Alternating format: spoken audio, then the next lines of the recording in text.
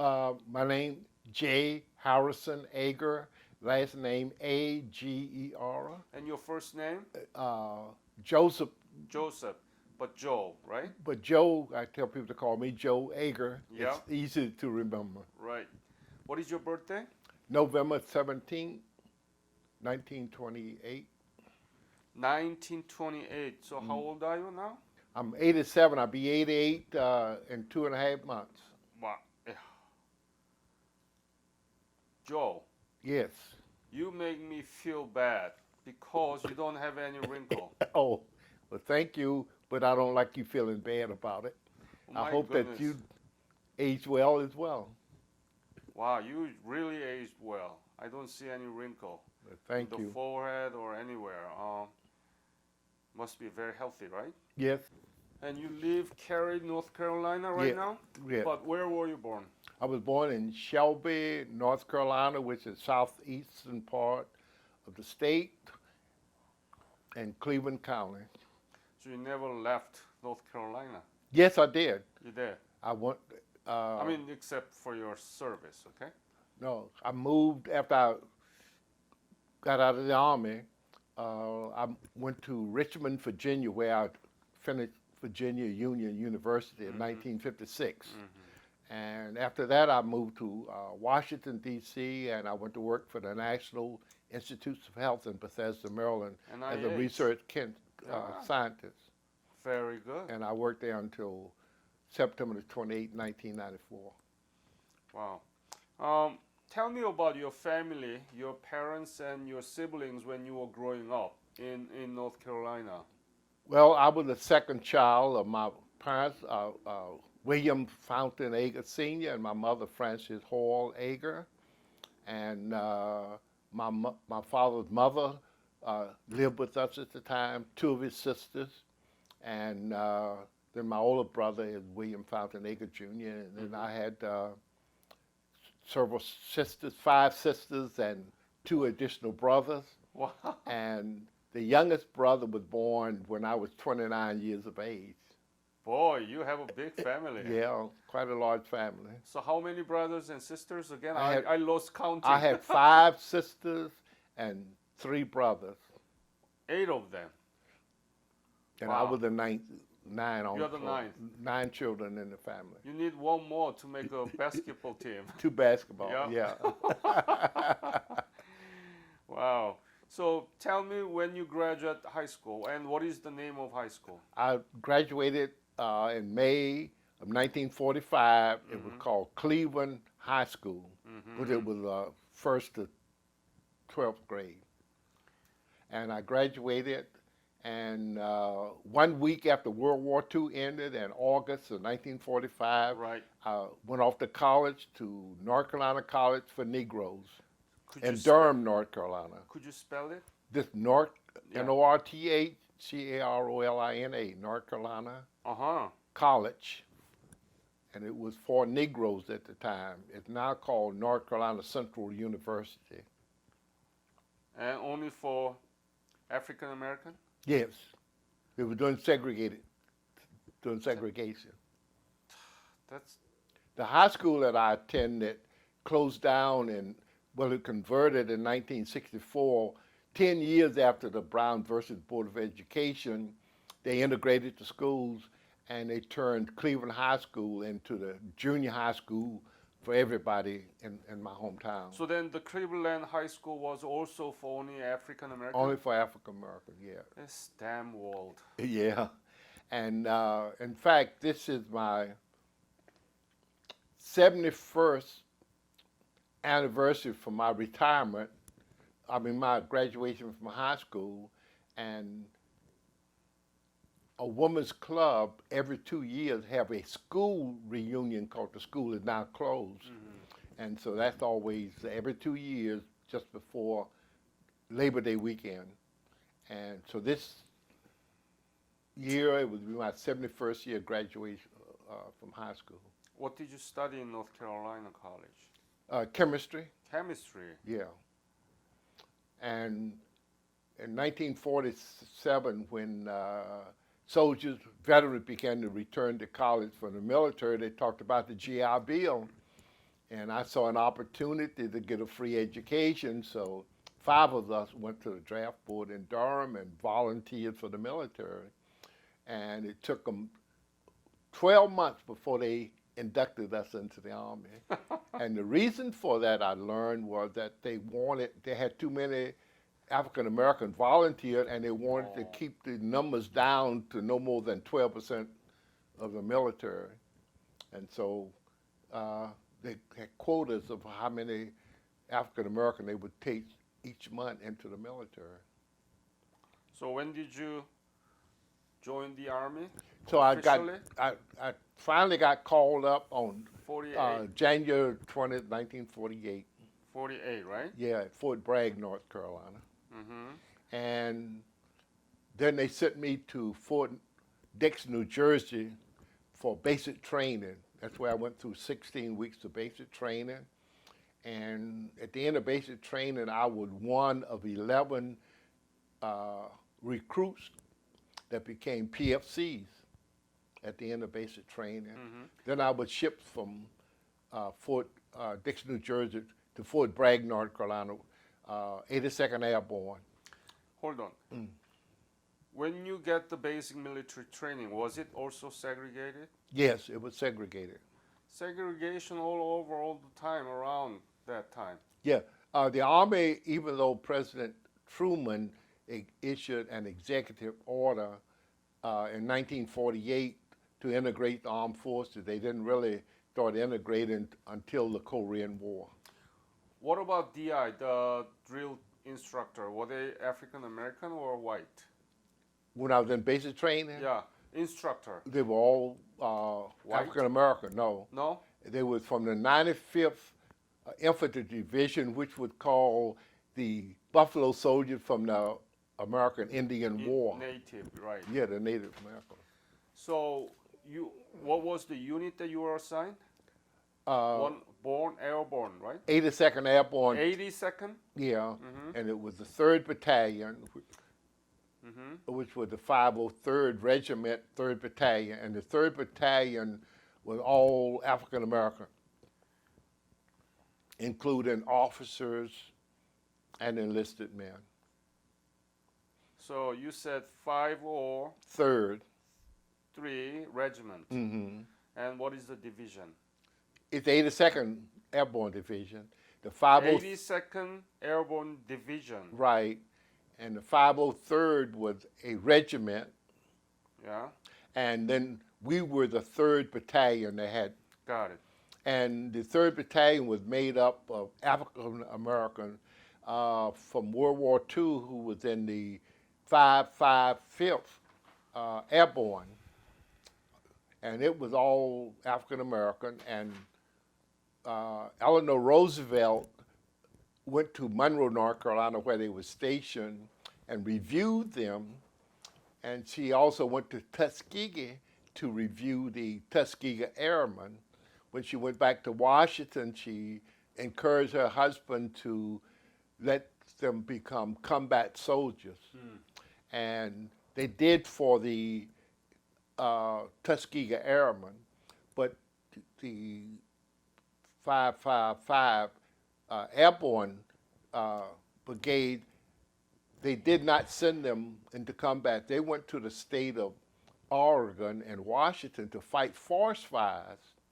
And the people in the United States did not know until after the war the forest fires was being caused by hydrogen balloons that the Japanese was floating through the air and were landing on the West Coast and causing forest fires. And they didn't want the Japanese to know that their balloons were being successful.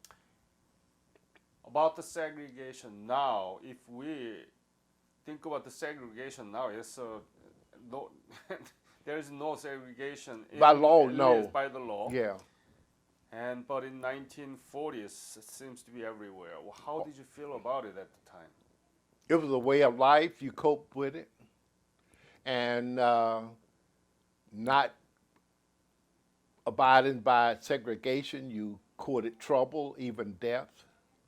You paid the same fare for riding the bus, but you were the last one to get on and you sat in the back seat. same thing for train rides. The car for African American was right behind the engine, and all the smoke from the smokestack came right into the windows and so forth and so on. So if you rode the bus, you knew to take lunch food with you because there was no place to eat, and you just So made unthinkable. accommodation. So unthinkable. It is. America, my Yeah. goodness. But we were able to cope with it. My grandparents were, some of them were slaves, but I've done my DNA, and my second great grandfather on my father's side was a slave owner, and Robert Manning, was my second great grandfather, a slave owner. He had, Second great grandfather was slave owner. yeah, and African American. he was a white American. He was white American. Yeah, Yes, got and it. he had 10 children by his wife, and then he had 7 children by Sarah Cabot, which was American that lived on his plantation. So this is not anyway.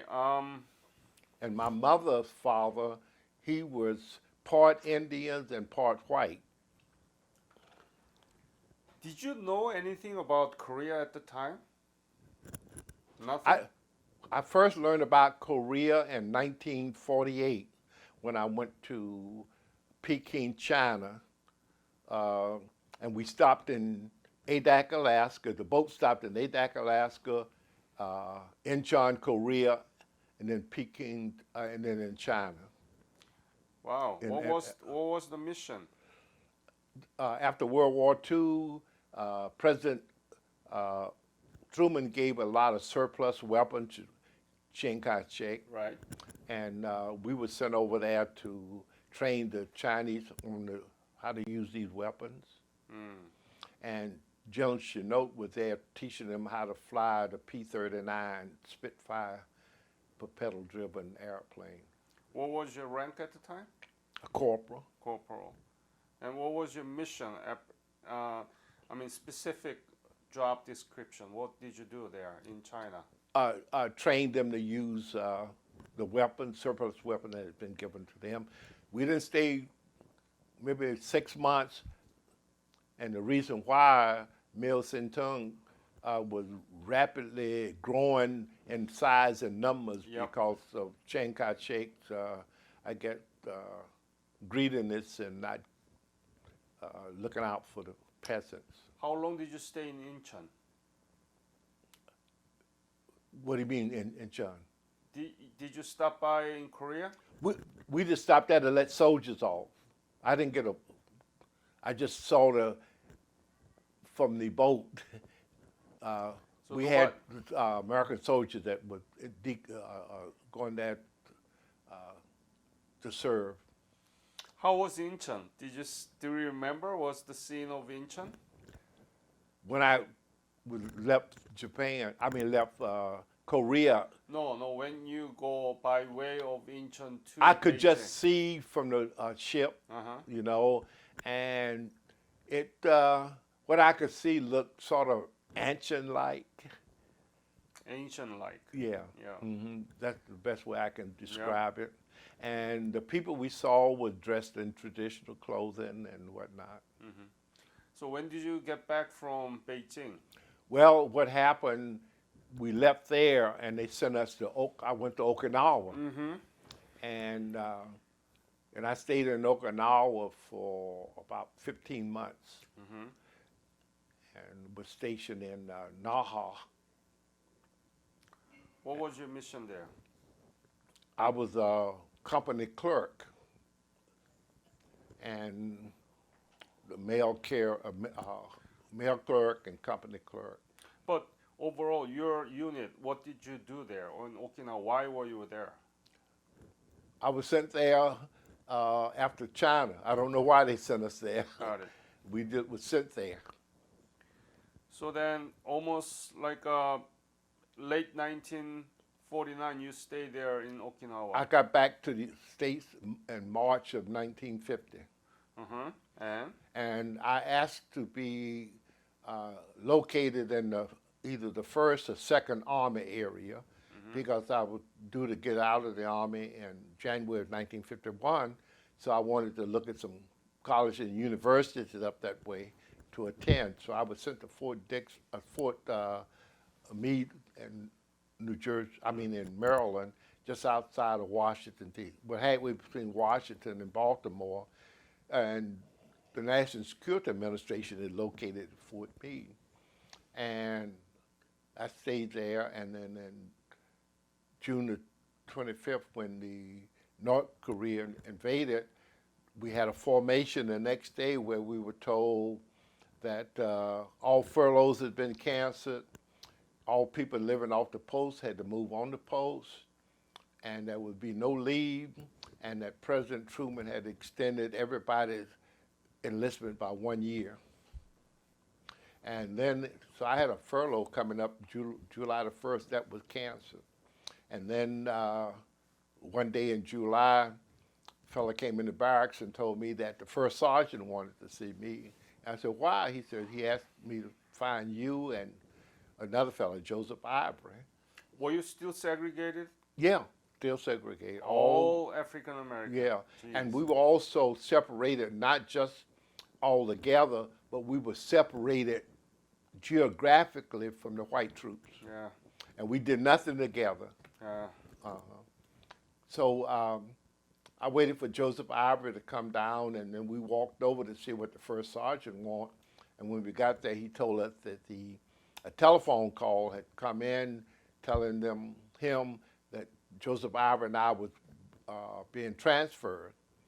And we asked where. He said, I don't know. I haven't seen it in paper, but you must turn in all your equipment that belonged to the base, like bedding and locker and all, by 4 p.m. and be in Class A uniform with all bag and baggage by 6 p.m.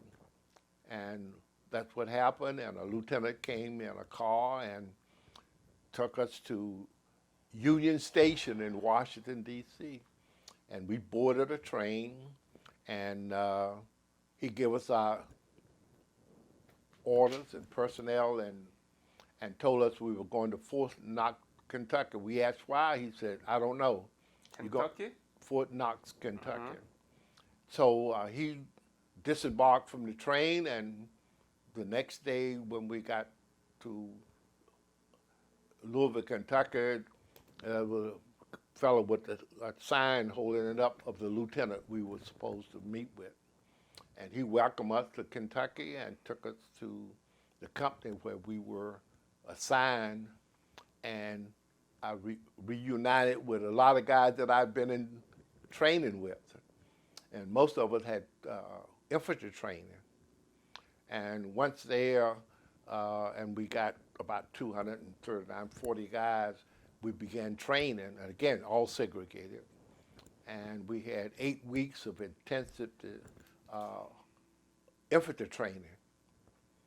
And they finally, after the 8 weeks of training, on a Friday, they let us go into town, gave us a pass, and we had to be back by midnight. And then on Saturday, they gave us a pass, had to be back by midnight. Then early Sunday morning, we was awakened and told the pack we were leaving. And we were taken into Louisville, Kentucky, and caught a train. And the first stop we made was in Fargo, North Dakota. And there we were put on a sideline, our train, our cars that we were riding in, and then eventually we were hooked up to another train that took us to somewhere in Wisconsin, and then another train that took us to... Wisconsin?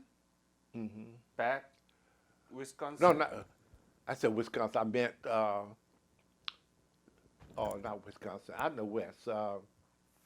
Fargo, North Dakota, and then when? No, it was further out there. What is Wyoming? Wyoming. Yeah, I'm sorry, I said Wisconsin. Wyoming. Yeah. And we stopped there, and it was snowing that early in the year. And When was it? that was in 1951, right? Yeah, 1950. 1950. See, I came back from Okinawa in March of 1950, and the war started in June of 1950. Right. And then I left. Washington, D.C., June 26. No, I left in July, July. going to Fort Knox, Kentucky. Right. And after 8 weeks of intensive training, we left and went by train first to Fargo, North Dakota, and then we were dropped off by that train in Wyoming, Cheyenne, Wyoming, and then we were hooked up to another train that took us to the state of Washington, where we spent 2 weeks intensive psychological warfare training. And then? Then we left there and went to San Francisco to Camp Stoneman, and from there we went to Yokohama, Japan. When did you leave San Francisco? I don't know exactly. We were probably there couple of weeks or so before we finally left. Probably somewhere in August, I guess it was. Okay. And surprisingly, we went by boat. It took us 20 days on the ship. It was a small ship that took us to Yokohama. 20 days it took. And we got to Yokohama, truck picked us up, and surprisingly, they housed us in an empty stockade in Yokohama.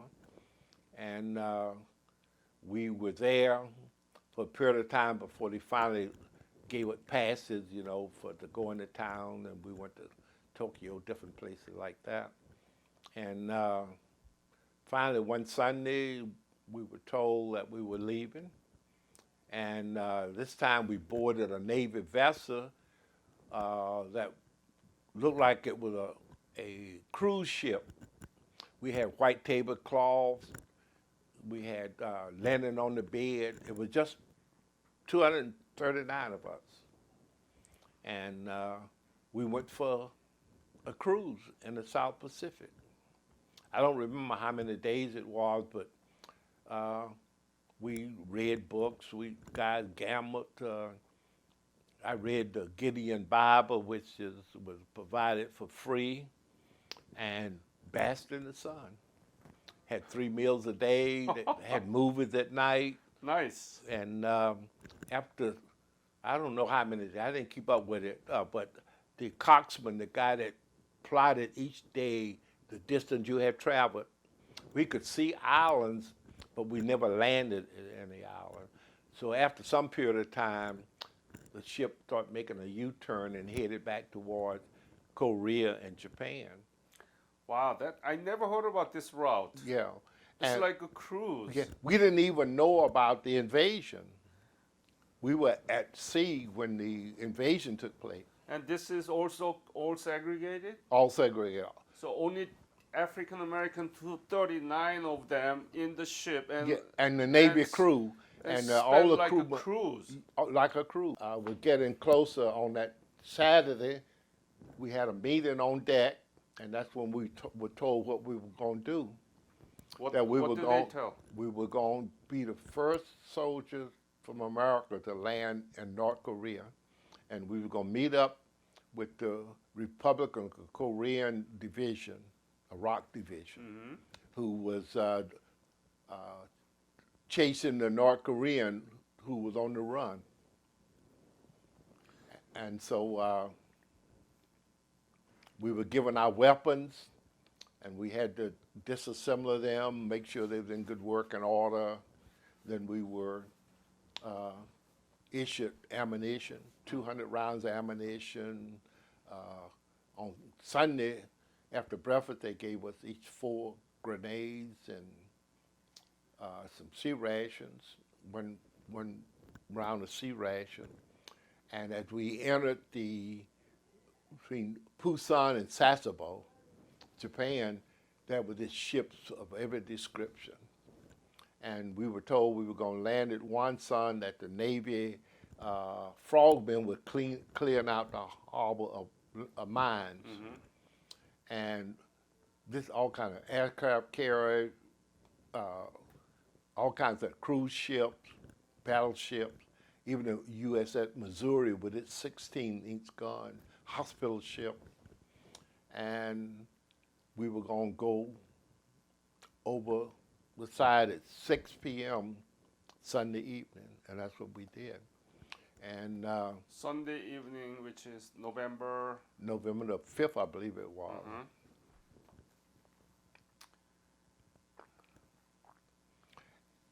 And fortunately for us, we didn't run into any opposition. It was nighttime.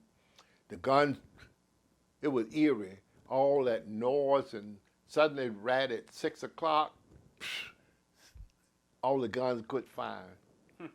And the ropes were over so we could hear the boat, the LST landing craft tank that was going to take us ashore with the loud motor. We went over the side down on that, and I guess we all thought that we were going to take us to the bank, to the shore. But when they opened down the thing, I got in water above my knees. That was a real shock, thinking that it was going to run out on land. And our mission was to secure the harbor, leave some troops at the harbor, and then go to an airfield, which was maybe a couple of miles away. And in Wonsan. In Wonsan, yes. So, but how many were in the ship? 239 altogether? Yeah. And they're all African American? Yeah. So you are the only African American unit in Wonsan? Yes. Okay.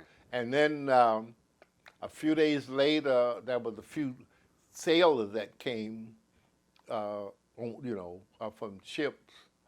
And then about 5 days later, Bob Hope showed up with his entourage to entertain the 1st Marine Division, but the 1st Marine Division didn't show up. So Bob Hope, during his routine, he would say, the Marine Corps, first on land, first on the sea, first in the air, but Bob Hope was first in North Korea. So where were when It was in Wonsan. the Bob Hope, when did he arrive in Wonsan? It was about 5 or 6 days after we were there. So around The 9th or 10th of November. And he had Les Brown in his band. He had Murray Livingston, who was Jack Bennett's wife. He had Eddie Cantor, who was a Jewish comedian. And he had Eddie Cantor, who was a comedian. He had big poppy eyes and a heavy mustache, and he used those props, his natural poppy eyes and his big mustache as part of his routine, Did you see Bob Hope? Yeah, he You right front. attended? Bob Hope was there, and he had on combat boots. He had on camouflage pants. He had a green field jacket on, and he had an army hat on. Real tacky looking. Did you take a picture? No, I didn't have a camera. But he had a person who I'd never heard of named Monica Lewis with him, and she had on short shirts, cowboy boots, and she sang and danced. Well, I was sitting on the tarmac right in front, and doing one of her routines, she came over and reached out her hand, and I went up and danced with her. And after we finished dancing, she reached in her pocket and gave me a picture of her, which I have on my camera. And then she kissed me on the forehead. The guy just went wild, said. Said Sergeant would never wash his forehead after she kissed him. So that was quite an experience. Must be nice, right? Oh, it was wonderful. To be kissed by a movie actress. So from there, where did you go? Well, we stayed there for a period of time. And finally, the officers, all white, the company commander, the exec officer, another officer, and all of the platoon leaders showed up, and we were introduced to them by our first sergeant, and they were all white. And I don't remember their names, but the company commander was from Louisiana, I remember that, and he was imitated MacArthur in dress. He had on cowboy boots. He had one pants leg down in the boot. He had a corn cob pipe in his mouth. Yeah. He had on aviation green shade glasses, and he had a cap pulled down he thought he was MacArthur double, I guess. But after introducing himself and telling each platoon, introducing them to their leader, which was white, then he told that he had the unfortunate privilege and authority to give us some terrible news. And the terrible news was that General Almond said he didn't want any colored soldiers as infantrymen because they couldn't be trusted, and we were being turned into a trucking company. Could you repeat that? General Almond, Who was the head of 10th Corps, right, 10th Corps, and had he informed our company commander said, that he did not trust colored soldiers as infantrymen, and that he was converting our company to a transportation trucking company. And so we had to wait. Some of the guys, like me, had never driven an Army truck, so we had to be taught how to drive an Army 2.5-ton truck. How did you feel when you heard this? That General Almond, do not trust. Really pissed off. I'm sorry. We were really angry about it. Yeah. Even our company commander was upset over it because he thought he was going to be commanding officer of an infantry company. Yeah. And so we had to wait.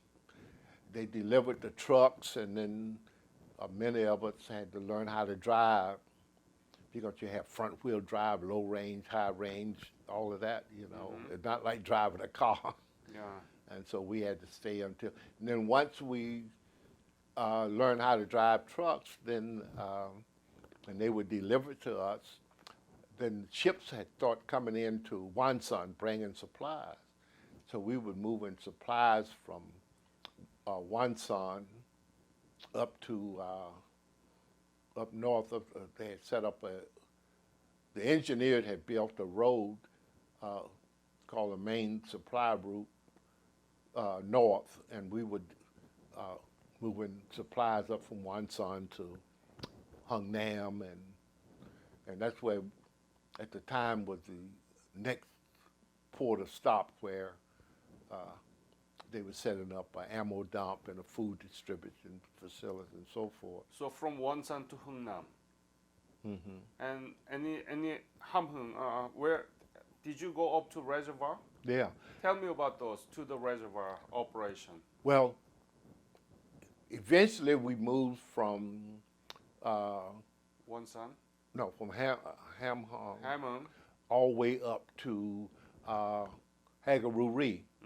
And for a period of time, night and day, we hauled food and ammunition up there where they established the base. General Almond moved his headquarters, and to Hagaluri. no, we were at Hungdangni, just east of Hageruri, and the 10th Corps headquarters was there. I don't know on the map if you have the map that'll show. You said Hungamni, Yeah. Hudongni. Hununi. Hudongni. Who done the H-O-N something? Yeah, yeah. You see it? Yep. We had the maps we used with 30 years old. MacArthur got these maps from the Japanese when they dominated Korea and China. Yeah. But 10th Corps headquarters was in Hudongni. Yeah, they moved up from Ham Hung Uh-huh. to Udon. Hudongni. Yeah. And General Almond was there, or He was the 10th Corps commander. he was there in Hudongni? Yeah. No. Yeah. That's where he was when the Chinese attacked. He was at Hung Dan. Also, the division commander of the 7th Division was there as well. And we ended up being stationed there. And then we would go on different missions to bring more supplies. And then when the 1st Marine Division moved up there, we helped them bring up their supplies because they didn't have enough vehicles. Uh-huh. And then in November the 23rd, which was Thanksgiving Day, they brought up When did you arrive in Hudongni? permanently about a week before Thanksgiving. Okay. And Thanksgiving, I remember, was on the 23rd of Right. November. Yeah. And we had a big Thanksgiving dinner. All had shrimp cocktail, turkey with trimming, sweet potatoes, the whole works. And during dinner, the announcement over the speaker said that from 10th Corps headquarters that MacArthur said the war was over and we would be home by Christmas, and those that didn't make it home by Christmas would be in Japan. And of course, that was good news for it. It already had begun to snow and all bad weather had set in. It had gotten very cold. And we hadn't even been issued winter clothing at that point. So he said MacArthur. It came from his headquarters in the Daiichi building in Tokyo that the war was over and that the troops would be going home, and those that didn't make it home would be in Japan for the Christmas holidays. You heard it. Yeah, it was announced to all of us. They had speakers set up, loudspeaker system set up so that. Yep. And then on the 27th, we got another announcement that MacArthur had sent out an order that we were going all the way to the Yawla River Uh-huh. on the 27th. When was it? On the 27th? 27th, the morning of the 27th. Yeah. And that caused a lot of misunderstanding, and a lot of troops were asking, is this true, and so forth and so on. And in the military, you go by the last orders you receive. So nothing else came after that. And then we were told that the 7th Division, most of them was 80 miles away in Ham Hung. Uh-huh. And they were, the 5th Marines were east of the Chosin Reservoir, 5th Right. Marine Regiment. Yeah. And they were going to be moved back from there, and they were going to join the 1st Marine, the 7th Marines west of the Chosin up at Udam-Knee. So because we were a transportation company, Yeah. we were assigned to help take the 31st and 32nd Regiment up the east side that afternoon after the 5th had left. And then some of our drivers were taking the Marines, the 1st and the 7th and the 5th Regiment to Udam-Knee up the west side. I'm sorry, could you repeat that? You were ordered to transport 32nd Regiment? 32nd and 31st and 32nd Regiment. They weren't complete units. You mean they are the army, right? Yeah. And they need to be relocated to Udam-Knee? No, No? they were being recorded east of the Chosin. Right. But we had to wait to the 5th Marines who were coming down back to Ager so they could go up the west side of to Udam-Knee. And we were going up the east side, the 31st and 32nd. And we left that afternoon going up the east side, and I guess we had, the trucks have a tarpaulin that covered the back. And Lieutenant Williams, who was the truck master, transportation master, he had those curtains rolled up and exposed you to the cold wind and all. Why? And after maybe 10 miles, everybody was complaining about being cold. And by that time, some of the guys were suffering from frostbite because the wind was very strong coming Was out it of white? all white, majority of white, yeah. And when did you move up to there? November? We started up November the 27th, and we got up to, I'm not sure how many miles it was. It was slow driving because it's one lane, narrow roads. Mm-hmm. And we reached the area where the 5th Marines had been, and because they had already been up there for a while. And so Colonel Fate decided this was a good place to stop because they'd already, dug in and had some foxholes available. And that was about nighttime. So he assigned the different companies to different areas, and we had to dig in. And once you dug through 8 to 10 inches of snow and all, it was easy digging because there were no rocks or tree roots or anything. And then about, I don't know, it was dark, maybe, 6 to 7 o'clock. Lieutenant came up with the mail, and then they issued 1 can of sea ration to everybody, and it was already frozen. So we couldn't make fires, so you had to make the best you could eating that partly frozen can of sea ration.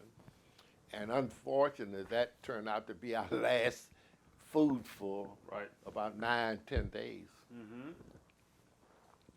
And so we dug in, and we got assignments. And then about 2 hours or so after we dug in, there were shots fired to the northwest of us. Yeah. And our platoon leader and sergeant came through, hold your fire. And then came back, and that was they had several Republican Korean soldiers with each regiment. Mm-hmm. Maybe, I don't know how many, maybe 100 or something like that, and 2 or 3 were signed to each company. And they were up front to the northwest with A company and B company. And they said, but it turned out it was not the Korean that was the rock soldier was fired because they were frightened. They were fired because the Chinese was probing to see how, had a patrol out, seeing where we were located and all. But nothing happened to around midnight when they started shooting off flares. And we knew it wasn't our flares because they were green flares. And then after some period of time, we started hearing a horn blow, another horn blow. And of course, we were put on alert because we never blew horns, and this was the first time any of us ever been in combat and heard something like this. And then suddenly, all the yelling and hollering and firing, they appeared. And our platoon leader was saying, hold your fire till they get closer. And then when they did, we just opened up fire. But the Chinese that was attacking, they ran right past us, the one that was still ambulatory. And that's how we ended up getting surrounded. We didn't know at the time that was happening, but I know they run right by your hole, and the whole object, I guess, was to get down.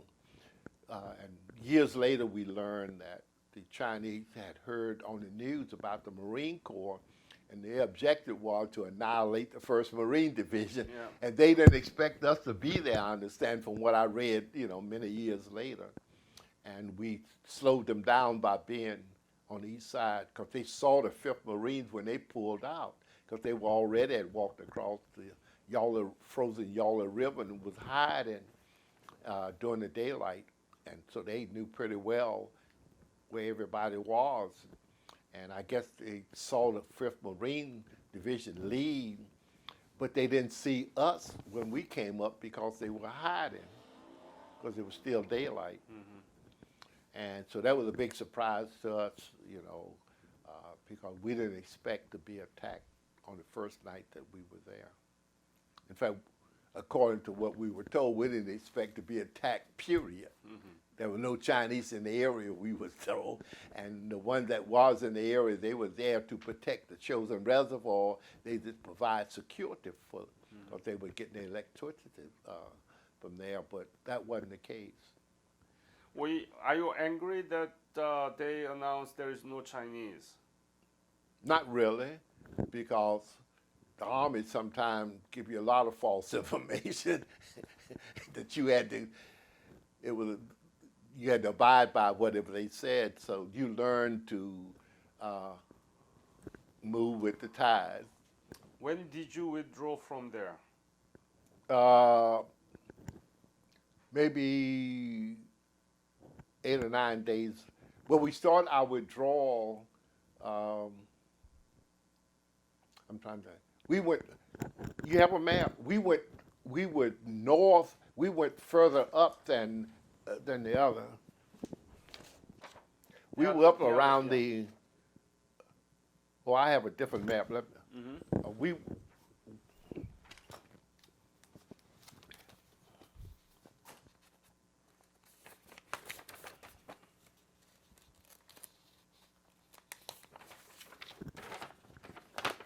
We were up here. Can you show that to me? You see this right here? Yeah, yeah. That's where we were. 132, right? 132, right. So what does that mean? 1. That is the number that means this is the 31st Regiment of the 7th Division. No, 32nd Regiment. 32nd, right? Yeah. We had 2 regiments up there. Yeah. We had the 31st and 32nd. And right. And Colonel Don Fate was the regimental commander of the 32nd, and Colonel McLean was the regimental commander of the 31st Regiment.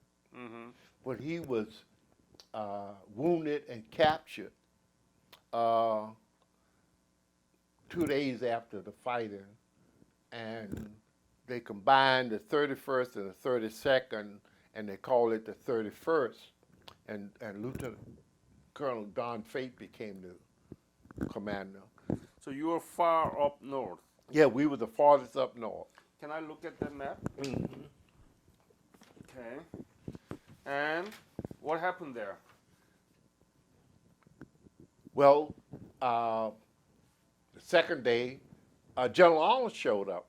General what? General Almond showed up. He and his aide in a like a Piper Cub plane, a single propeller plane, and met with Colonel Fate. We stood in formation because Colonel Fate was being given a medal and 2 other people, but we weren't privy to what was being said. But we heard later that General Almond told Colonel Fate that the people that had attacked us on the night of the 27th and the 28th were just some Chinese laundrymen, and that once he started his attack, they would turn their butt and flee back across the Yawla River. See, he was a very prejudiced and racist person, General Allen was. Wow. So he had no respect for anybody other than a person of. You heard that directly? I didn't know. I didn't. But Captain Irwin Biggers, who was a good friend and was there, he conveyed that information to us. That he heard from the General Almond that the Chinese were not real soldier, but laundrymen. And once Colonel Fate started his attack, they would turn their butts and run back across the frozen Yawla River. So General Almond is really... In World War II, when he was assigned a colored infantry division, he told Eisenhower that he didn't want no colored soldiers.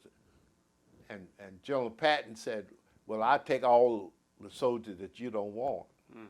But he had a history of racism even before that. When he was a captain, he was in charge of the troops that built the Alaskan Highway through Canada. And he told the Canadian people not to trust the Negro soldiers because they would rape their daughters and their wives. And he didn't even give the colored soldier that was building the Alaskan Highway any mechanized tools. They used picks and axes and shovels. Do you have this map? You can have that if you like. Yes, please. I have another one. Okay. So. And that's a copy of the map that was gotten from the Japanese. How severely were you damaged there? Well, we suffered heavy casualties. Tell me about that, please. Well, we had heavy casualties, and unfortunately, we only had one doctor and 3 medics, and so we wondered what happened, and we didn't find out till about 7, 8 days later that our medical company had been ambushed by the Chinese that kept going south after the first night that they attacked us.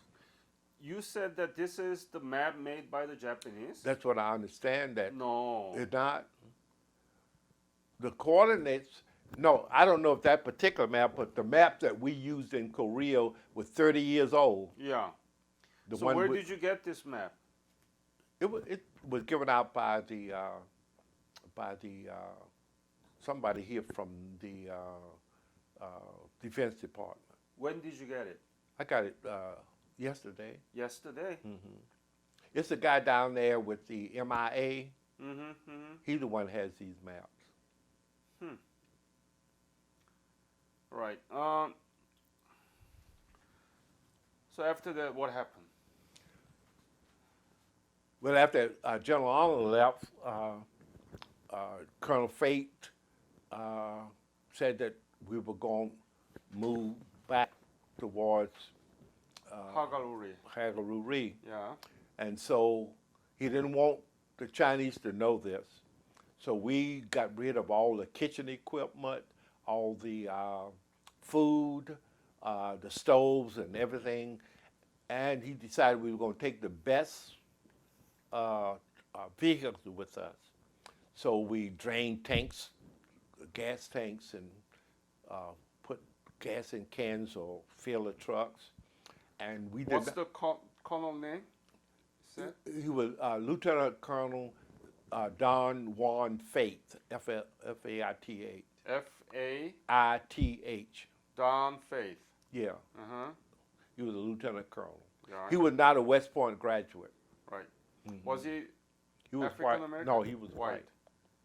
And was he good to the African Americans? He was an officer, and it didn't matter to him, it seemed. But Almond didn't like African Americans. No. But how about he didn't like Chinese either. How about Faith? Faith didn't seem to have that problem. Right. So you did withdraw. Yes. Were you given a rifle? I had a rifle. Okay. M1? M1, I had grenades, I had a bandolier, ammo, in addition to a cartridge belt that was filled with ammo in there. So you went to Hagaruri, and was it difficult? Did you encounter Chinese attack from withdrawal? Yes. In fact, we had heavy casualties.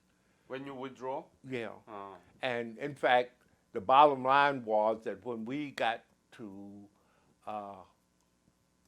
south to Hungnam, there was only 385 out of 2,800 some men that were ambulatory, and some of us were wounded and had we were ambulatory wounded, and all of us were suffering from various degrees of frostbite. So we had over 1,000 that was killed, over well over 1,000 that was wounded, seriously wounded, and we had 250, I believe it was, that was captured. How many? 250 that was captured. That's wow. That's a serious damage. Yeah, and and I said we had 385 on the 15th of December when we got to 100 miles away when we got down to where we were evacuated to South Korea. Hungnam. And how many were left? 385. 385, and Yeah. you are one of them. Yes. And I had kept feeling for years, but because I survived. Looking back now, 65 years ago, what do you think about all happened? The days in our lives, we don't have control over a lot of it, and it was just a phase in my life that I had no control. And I'm just glad that I survived. And I don't want to use time or energy regretting anything. I'm just glad I survived and I'm alive and well, which too many of them are not like that, you know. So I'm just grateful for that. How many African Americans survived? It was 17 of us. Only 17 Yeah, survived? but yeah, out of 239? no, 17. See, not all of us went Okay, up there. okay. How many were African American in 32nd up there? About, I think it was 26 of us, And most of us survived. Only 2 was captured, and several of them were injured. Our platoon sergeant and our platoon leader were captured, and our platoon leader, who was white, he died in captivity, but our platoon sergeant, Dr. Sergeant Bernard Wilson, he survived, and he was repatriated in July 1953 to the Philippines. where did you go from there? You went to Busan, and then did you go up to? When I went to Busan, and we went, our company was in Andong. Andong, yeah. Andong. Yeah. And the interesting thing about Andong, when I was in graduate school at Howard University in 1960, there was a Korean in my class getting a PhD in chemistry. And back during the war, his father was a mayor of Andong. Ah, really? And he had people who was at the embassy, and he had come to the United States and was staying at the embassy and enrolled in graduate school to get a PhD in chemistry. And the other interesting thing was that he and I became friends after he found out that I was in the Korean War. And his fiancée came. Her family was diplomats, and he did not have a car, and she was coming in from California. She flew from Korea to California, and she missed the flight. And so he went home with me, and at midnight, I took him to Baltimore Washington Parkway to pick up his fiancée, and came back to my house, and they stayed overnight, and then next day after breakfast, I took him to the Korean embassy. Nice. And when they got married, my wife and I were invited to the wedding. Great. Yeah. Were there any skirmishing in Andong? No. When you go to Andong, what did you do? We, at that point, we were attached to the 17th Infantry Regiment of the 7th Division. And at that time, 17th Infantry Regiment. They call them the and 7th Division. yeah. Yeah. And we stayed there for a period of time, and we would take them out on patrol, and they would have sometimes skirmishes, other times no skirmishes at all. There was very little fighting for a long period of time, and then they would move up for a period of time and go on patrols and whatnot, but there was not a lot of action in that area.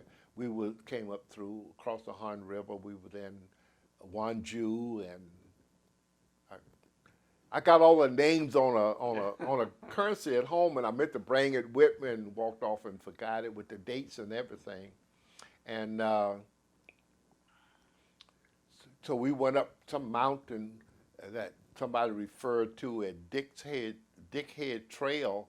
I mean, I have pictures that I took, and you know, we were just going like that, up this mountainside. And I forget the name of the town where we were nearby. And we were also parallel with the Marine Division, but we were east of the mountain range that divided East and West Korea. And there were a few skirmishes, but not a whole lot. I guess the Chinese were regrouping, and as was the American. When did you leave Korea? I left Korea in December 1951. And have you been back to Korea? No, I haven't. I would like to go. Oh, do you want to go? Yeah, I would love to go back and see Korea. I've seen it on TV many times. Yeah, the Korean government has a revisit program. I heard about it. Yeah. And I've talked to a number of people that have been back. Yeah. I talked to a couple guys that have been back twice. Yeah. You should go. Yeah. How do you find out about that revisit program? I will let you know, okay? Okay. Sure. And so I left where I was in, we had gone to Daegu, and that's where I was called to the oil tent and told that pack my gear, I was going home. Great. Because my time was up. I was getting out in January. And so that was good news for me. And so I caught a train from Daegu to Seoul. And from Seoul, we went to Incheon. But it was in January, late December, early January. And it rained, and it rained. So all the flights were canceled because of the continued rain. So eventually there were a lot of other guys to put us on a small ship from Incheon, and we went from there to Hawaii. Before we got to Hawaii, we had run out of food and water. We were having nothing but beans 3 times a day and using salt water to shave and bathe in. That was awful. So we quit shaving and quit bathing because of the salt water. And the fresh water was empty, the tank's empty. That's why you may not have a wrinkle. And so we stopped in Hawaii, but the ship we were on was too large to go into Pearl Harbor. So we stayed there 4 days, and they would have small boats that came out and took us. They took on a lot of fresh water. We were able to shave and bathe and change clothes, and each morning after breakfast, the boats would come and take us into Pearl Harbor, and in Pearl Harbor we kept buses that took us down to Oahu and all. Must have been nice. Yeah, but you know what? I was with 2 guys that I became buddies with. They were both white. So they wanted to go to the Royal Hawaiian Hotel. And at that time, I knew nothing about the Royal Hawaiian Hotel. Well, we caught the bus and got down there, and we walked, and here, this beautiful pink hotel, beautiful surrounding flowers and everything. I mean, it was something like out of a fairy book. And we went in, and they headed for the bar. So we went to the bar, and they both ordered beer. And so the bartender didn't wait on me. So one of them said, "You didn't wait on our friend." And he said, "I don't think I will wait on her." I said, "Yes, you will." And so I didn't drink alcoholic beverage. So I saw a drink, very colorful drink, sitting on the bar. It had a little umbrella in it. It had pineapple, and it had a cherry on a stick. And so I said to the bartender, "What is that?" He said, "That was a Singapore sling. You ever heard of that drink?" And I said, "I'll take that." And I think the beer was like 30 cents. And so I tasted it, and I could taste the alcohol in it, even though it was sweet. And I said, "Wow." So I ate the fruit. So he told me that was $5. And I said, "What?" He said, $5. I had a total of $10. And I said, "I'm not going to pay no $5 for this drink." So the fellow that was sitting there drinking this drink, he said to the bartender, "Why you charge him all that much? The drink was actually $1."